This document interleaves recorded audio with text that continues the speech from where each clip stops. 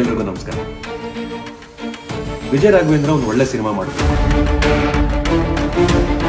ಒಳ್ಳೆ ಕಥೆ ಇರಬೇಕು, ಒಳ್ಳೆ ಡೈರೆಕ್ಷನ್ ಇರಬೇಕು,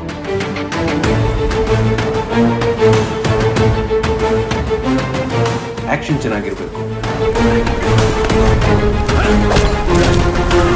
ಒಳ್ಳೆ ಸಿನಿಮಾ ಮಾಡಿ ಸರ್, ನಾವು ಯಾಕೆ ಥಿಯೇಟರ್ಗೆ ಬರೋದಿಲ್ಲ?